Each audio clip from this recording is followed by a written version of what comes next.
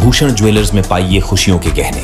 कुल्लू की पार्वती वैली में आने वाले पर्यटकों की कोई भी पहचान का कोई भी पंजीकृत रजिस्टर नहीं। यह बात कुल्लू में पत्रकार वार्ता में पार्वती वैली के कसौल से adventure tour and travel association के अध्यक्ष धालेराम ने कही। उन्होंने कहा कि देश विदेश से कुल्लू, मनाली, कसौल, मणिकरण घूमने आने वाले पर्यटकों के लिए किसी भी प्रकार का कोई भी पंजीकरण करने की पर्यटक विभाग या अन्य विभागों द्वारा व्यवस्था नहीं की गई, जिससे अन्य राज्यों से आने वाले पर्यटकों के बारे में निजी जानकारी प्राप्त हो सके। उन्होंने यह भी कहा कि पार्वती वैली में कई स्थान ऐसे भी हैं जहां जाने पर दुर्घटना होने या अनहोनी होने की आशंका बनी रहती है। ऐसे स्थानों पर किसी भी प्रकार की सूचना पट्टियां नहीं लगाई गई हैं, जिससे यहां आने वाले पर्यटकों को जानकारी प्राप्त हो सके और दुर्घटनाओं पर रोक लग सके। धाले सुमन ने कहा कि कसौल पार्वती वैली में देश विदेश से आने वाले पर्यटकों की निजी जानकारी यहाँ के वन विभाग या पर्यटक विभाग, पुलिस विभाग के पास जानकारी हो। किसी पर्यटक के साथ कौन कौन से गाइड हैं और कौन रिश्तेदार ही, तो कई प्रकार की घटनाओं को रोका जा सकता है।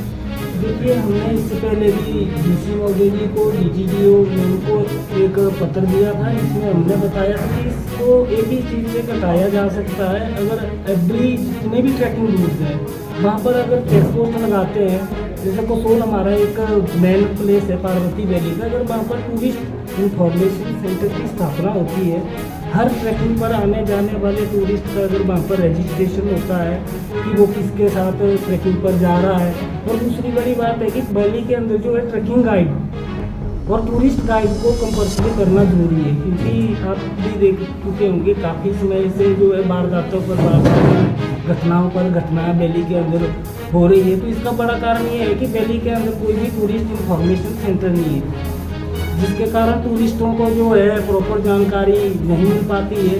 और रही बात हमारी वैली के, तो हमारी वैली के जितने भी ट्रैकिंग रूट है वो सारे डिफिकल्ट ट्रैकिंग रूट है। आज़ादी के बाद से लेकर अब तक जो है ना ही फॉरेस्ट डिपार्टमेंट ने, ना ही टूरिज्म डिपार्टमेंट ने किसी भी जितने भी ट्रैकिंग रूट है उन रास्तों के बहुत बुरे हाल हैं, और जिसके कारण भी शायद दुर्घटना हो रही है आज की डेट में। और सबसे बड़ी बात है, विभाग को चाहिए कि वो पूरी वैली के अंदर जो है साइन बोर्ड लगाएं कि नदियों के किनारे ना जाएं, और जो संवेदनशील जगहें जहाँ पर पहले से घटनाएं हुई हैं वहाँ पर बोर्ड लगा के लोगों को सूचित किया जाए कि ऐसा प्लेस है, यहाँ पर घटनाएं हो सकती है।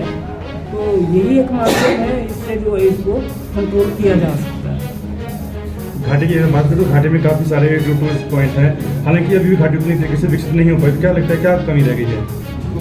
देखिए जी, आज तक पार्वती घाटी के टूरिज्म को लेकर कभी किसी ने कोई डेवलपमेंट की बात कही तो अभी तक हमारे वैली के अंदर एक ही विकास नेचर पार्क कसौल में एक ही नेचर पार्क बनाया गया है। और दूसरी बड़ी बात है, देखो एटीएम, लोगों को कैश का ज़रूरत रहता है, ये वो रहता है, तो ना तो कोई एटीएम है, 4 ही एटीएम है, उसमें भी 2 ही एटीएम वैली के अंदर काम करते हैं। और इंफॉर्मेशन सेंटर का अभाव है, जितनी भी ट्रैक रूट है वहाँ पर कोई साइन बोर्ड नहीं है, वहाँ पर कोई उनको जानकारी देने वाला है नहीं।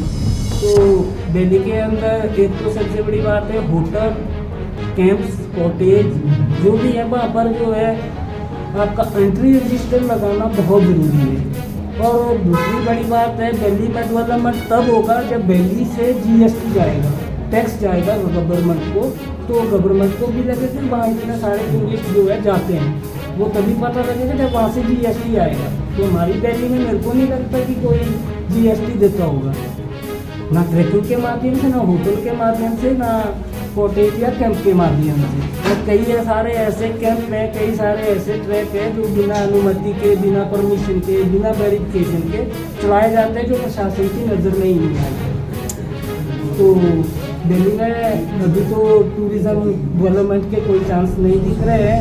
हम लोगों को जो है अभी तक एक ही वही नेचर पार्क जो है प्रशासन की ओर से है, जो इनकम का माध्यम है दिल्ली के अंदर टूरिज़्म से, ना किसी वन विहार का हमने डीसी महोदय जी से विनम्र निवेदन किया था, जहाँ पर इन्होंने सादा बैरियर लगाया है। सादा बैरियर के साथ वाला जो फॉरेस्ट है वहाँ पर जो है एक बहुत ही अच्छा वन विहार बनाया जा सकता है, जिससे जो है फॉरेस्ट को काफ़ी ज़्यादा या प्रशासन को जो है राहत राशि या कुछ भी आ सकता है। तो दूसरा ये है, अगर आप हर ट्रैकिंग के ऊपर जैसे चेक पोस्ट लगाते हैं, तो चेक पोस्ट लगाने के बाद जो भी ट्रैकिंग वहाँ पर करवाते हैं, या हिमाचली कंपनियाँ करवाती है या बाहरी राज्यों की कंपनियाँ करवाती है, तो वेरिफिकेशन में रहेगी तो GST भी आएगा। अगर वो आपकी जानकारी में तो वो आएगा, अगर कोई जानकारी में ही नहीं है आपका तो कैसे आएगा। सारपास खीरगंगा जैसे दो एक ऐसे फेमस ट्रैक रूट है जहाँ पर खीरगंगा में तो पर साल जो है कैंप पिचिंग होता है, लेकिन सारपास में 3 मंथ तक जो है कैंप पिचिंग चार्ज किया जाता है। तो वहाँ से जो है 1 रुपये का भी जो है कैंप पिचिंग चार्ज या कोई और वो नहीं आता है, जिससे हमारे राजस्व को बहुत ज़्यादा घाटा होता है, फॉरेस्ट डिपार्टमेंट को भी बहुत घाटा उठाना पड़ता है। कुल्लू से संजय आर्यन की रिपोर्ट।